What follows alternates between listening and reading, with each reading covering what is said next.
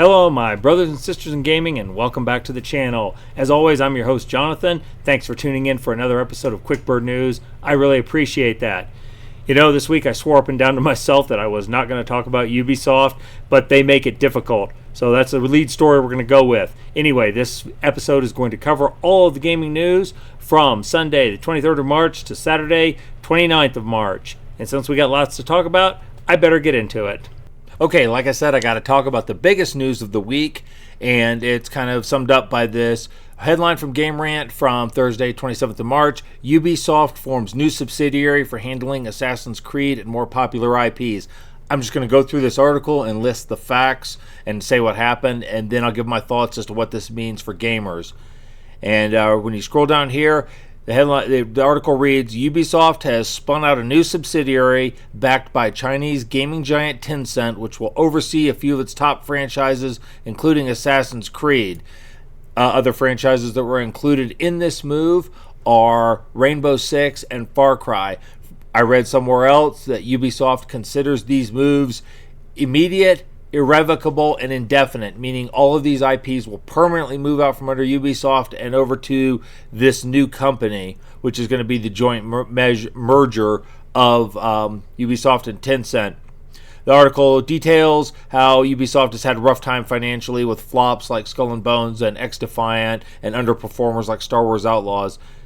On March 27th, Ubisoft announced the formation of the brand new company, which will inherit those licenses.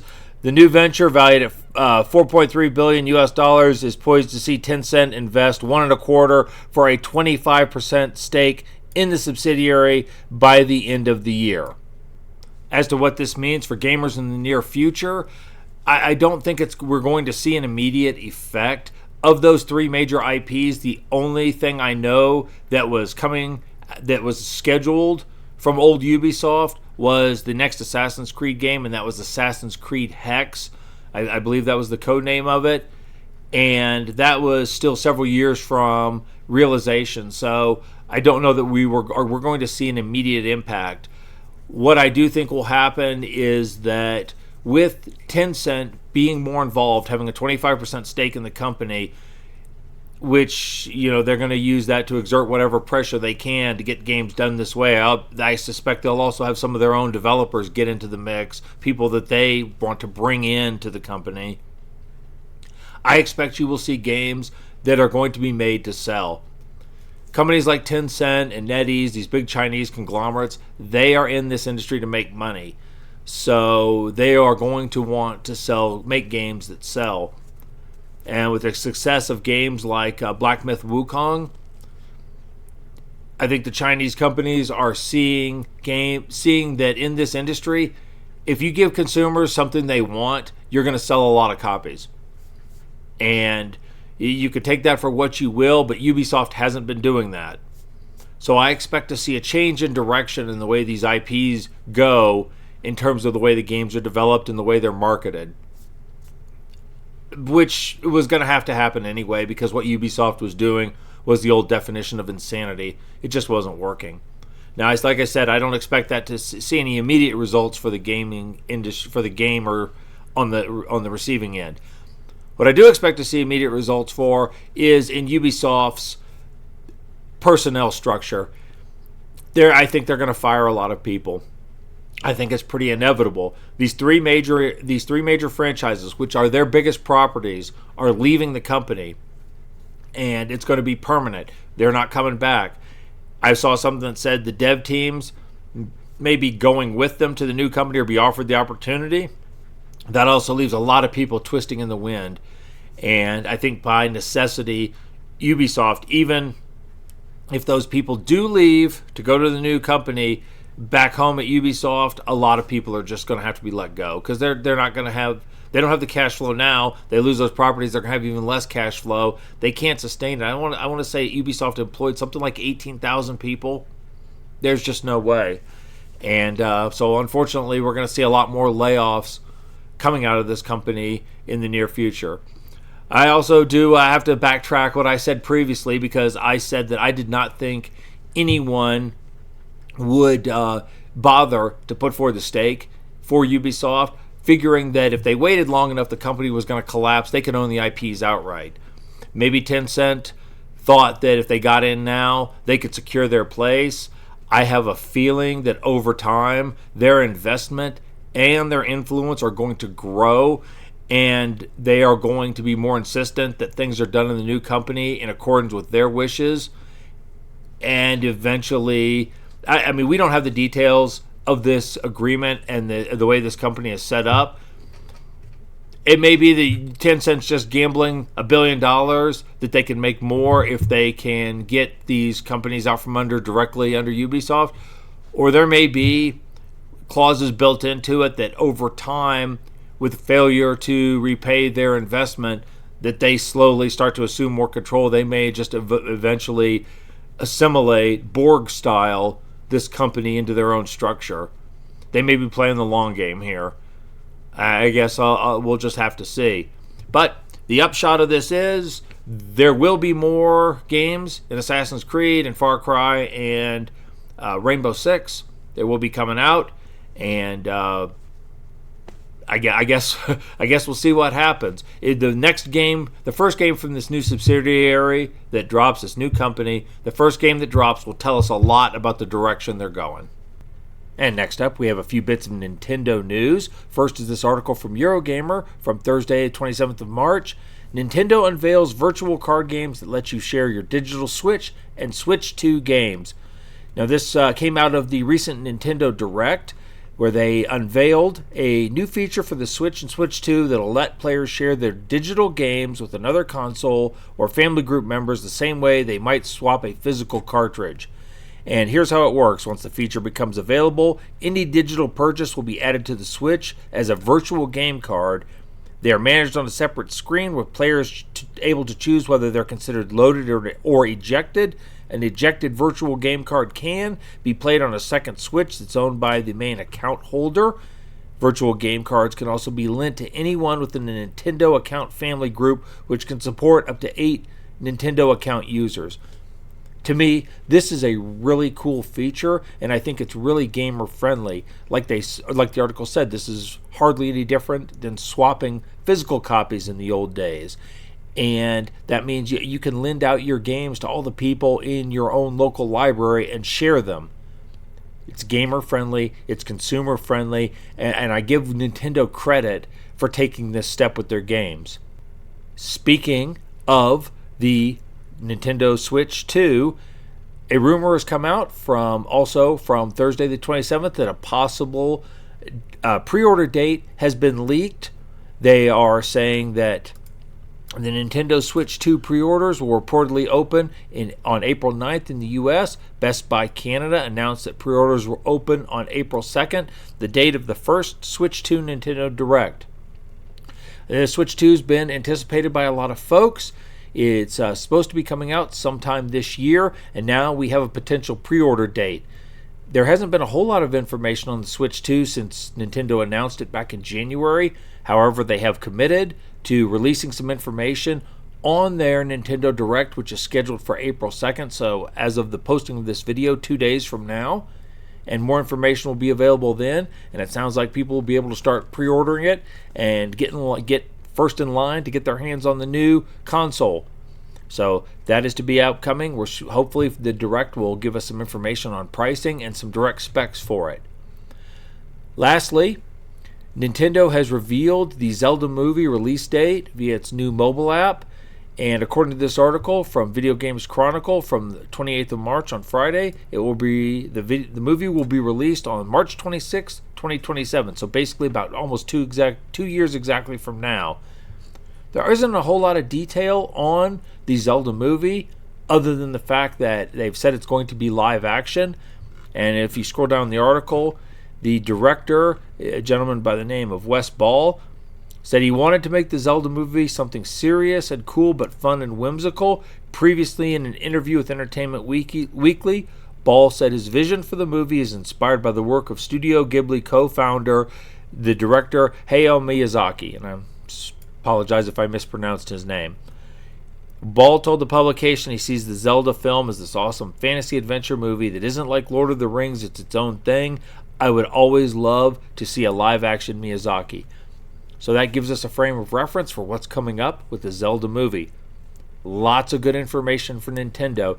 Nintendo has kind of created its own ecosystem in the video games industry that's separate from what goes on in the PlayStation, PC, Xbox sphere. And it's thriving and doing well. Nintendo's own little subculture is. And that looks like it's going to continue into the future, and good on them. Next up are a couple of items, a couple of pieces of GTA 6 news. The first of which is this article from VG247, which was published on Tuesday, March 25th. GTA 6 is basically a huge meteor, and we're just trying to stay clear. Multiple major publishers are reportedly prepared to delay games to avoid clashing with Rockstar's little thing.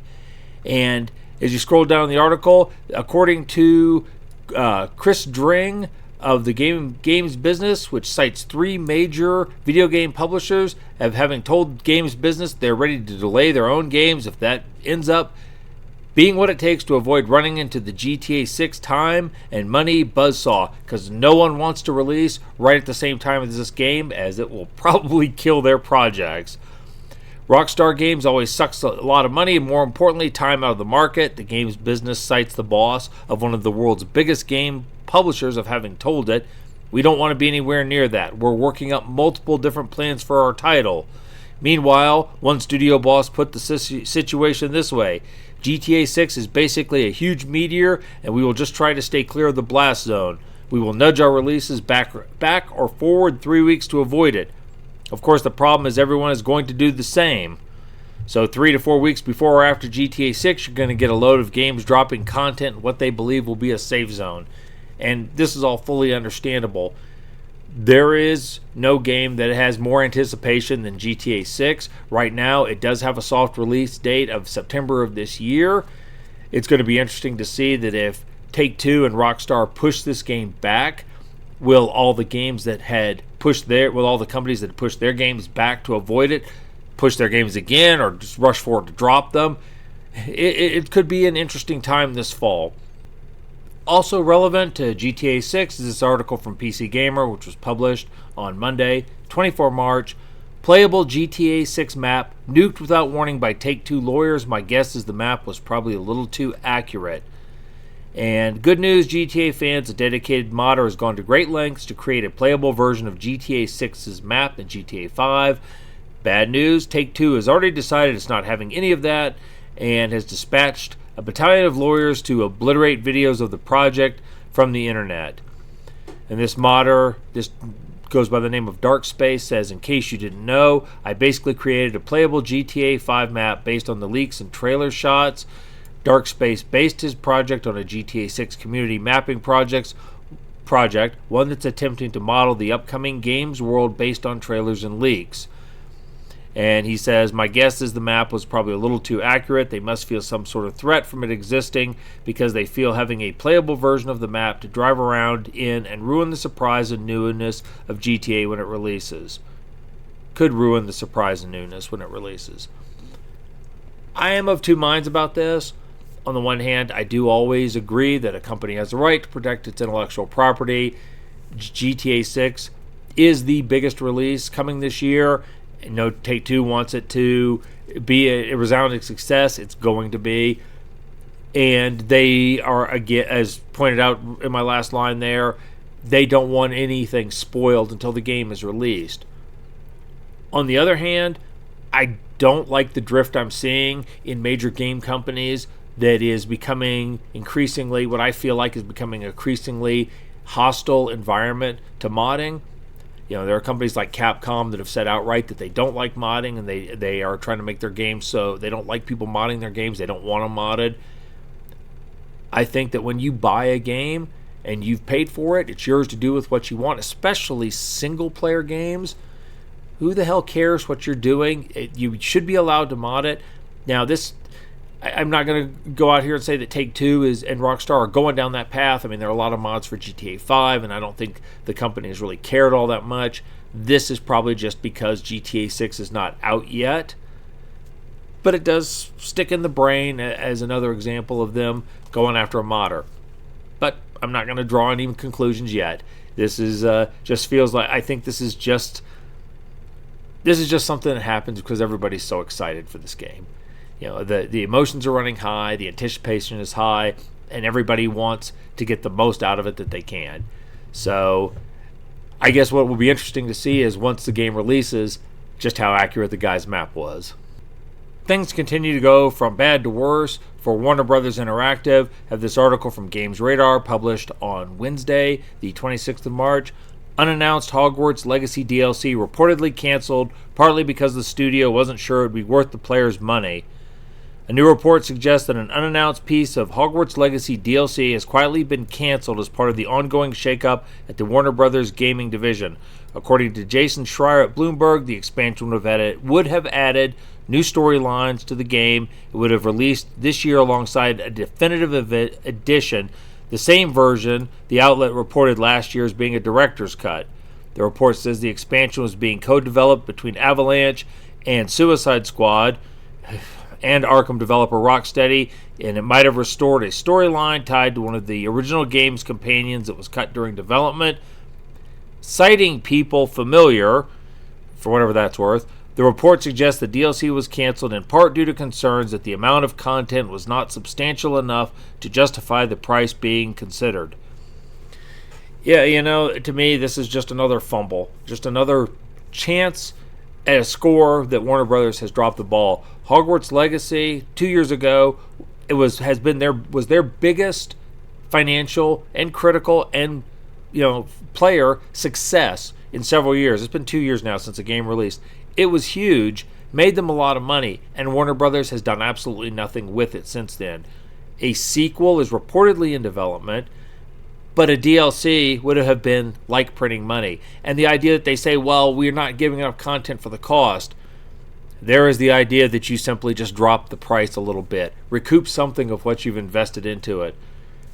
I mean, they must think they know what they're doing, but I really question this, because why they haven't leaned into this property harder when it was such a success is makes me scratch my head, because nothing else they're doing is working, and the company is floundering. They're just thrashing around, and nothing is working for them. So why not go back to the well with the one thing that was working for them?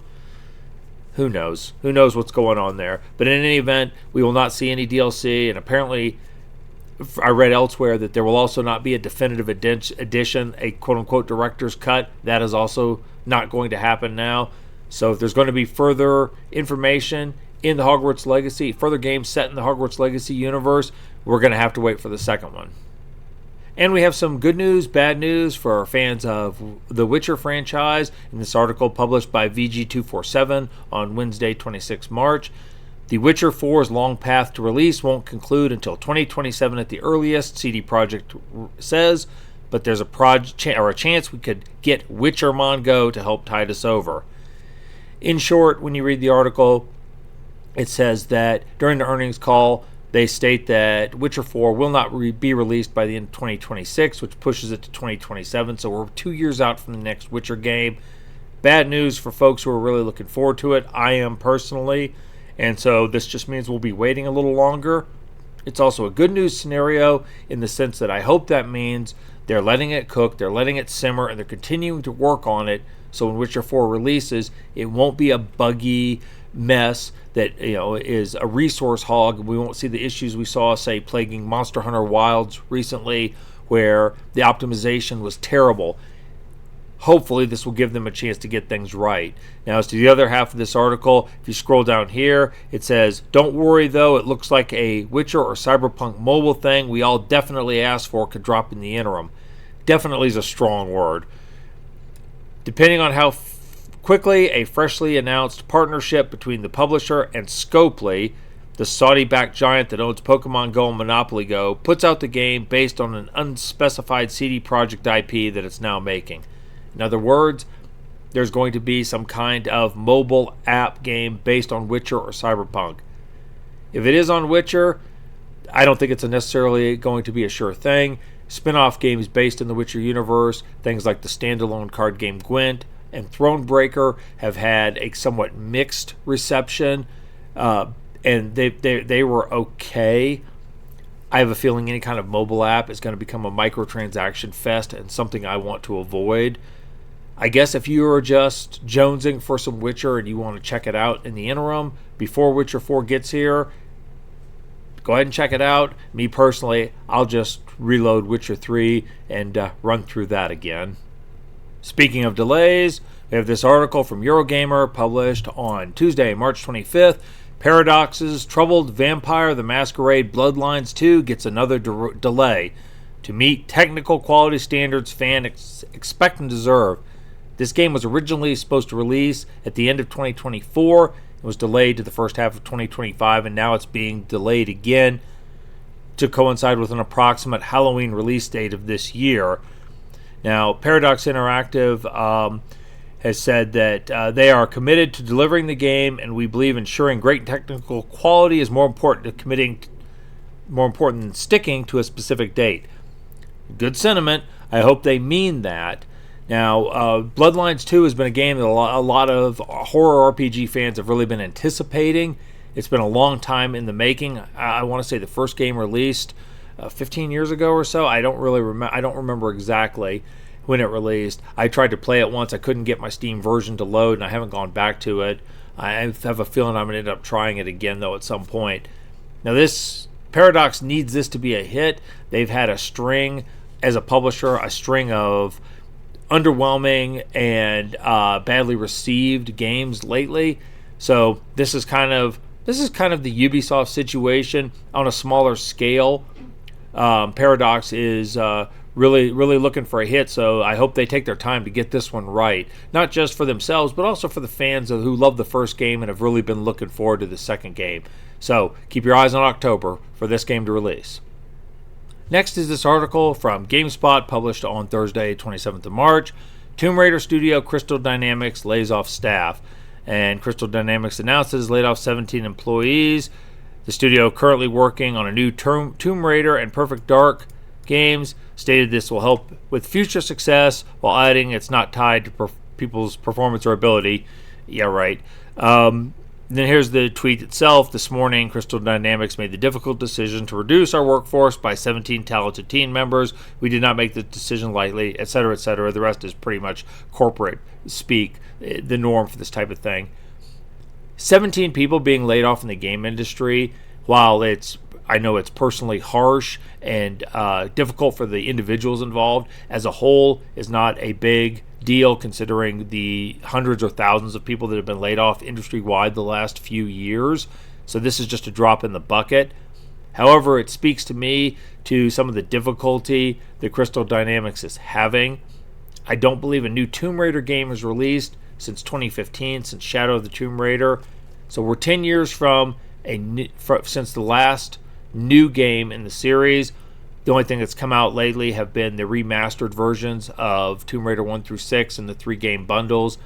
And those were mostly done by Aspyr. I don't think Crystal Dynamics had a whole lot to do with it. Even though they were involved, they were not the mover on those remasters. So whatever they're working on for Tomb Raider, they're thinning down the number of people without us seeing a whole lot of progress towards a new game. That's not a good sign.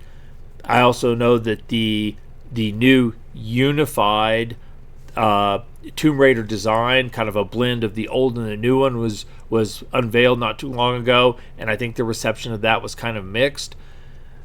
I'm sorry, but the old school fans of Tomb Raider want to have the more busty, beautiful Lara Croft version.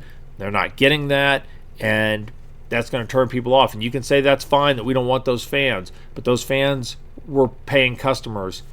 And in an industry at a time where you can't afford to lose many customers, antagonizing the ones you have is not a great idea, because for every game every company that says we don't want those customers, most of them end up going bankrupt. Just the reality. So I don't think this bodes well for Crystal Dynamics' future or for Tomb Raider.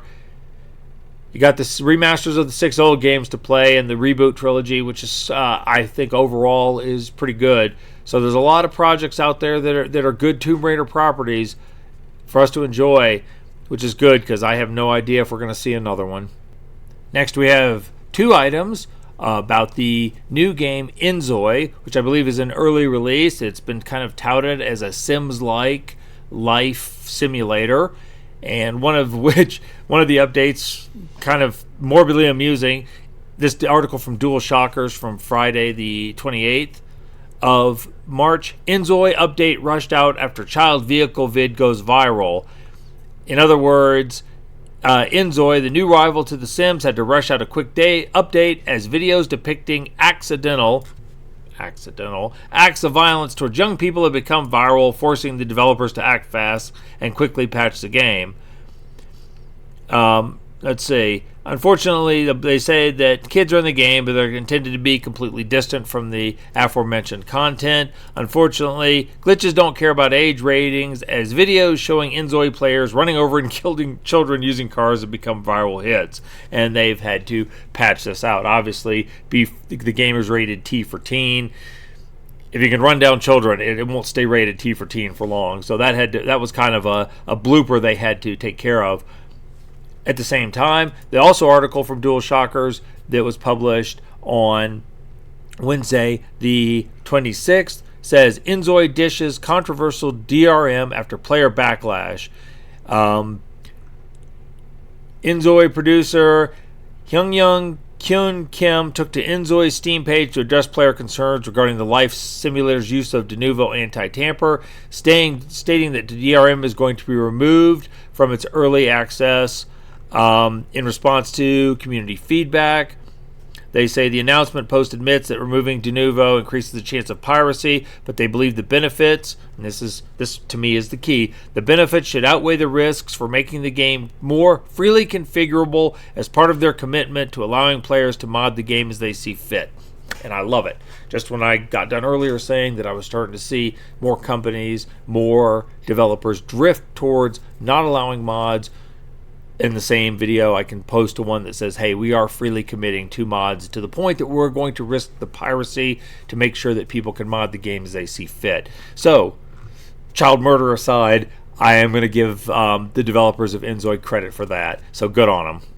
To wrap things up, I would like to revisit a subject I covered last week in my news video, and that is this subject, which is covered here in this gamesindustry.biz article, which was published back on Monday, the 24th of March. Silent Hill F has not been banned in Australia. The upcoming game was previously refused classification, meaning refused classification means it would have been banned, but has since been removed from the Australian Classification Board's website. So, as you read down in here, they said it's not currently classified as, quote, refused classification, the board said. So they will make a decision as the game gets closer or when it's released. So Silent Hill F has not been banned in Australia, and sounds like that was an error. So, this game will move forward, and we'll see what happens with it. So just wanted to clear up and update the story from last week. All right, folks, I'm going to leave it there for the week. That's a whole lot of news we covered. As always, if you've enjoyed this content, please consider subscribing to the channel. Please consider leaving a like on the video or even dropping a comment. All that engagement helps me out a whole bunch. So, then we're going to call it. I will see you in the news next week. You all go out there, you live your best lives, and y'all stay gaming.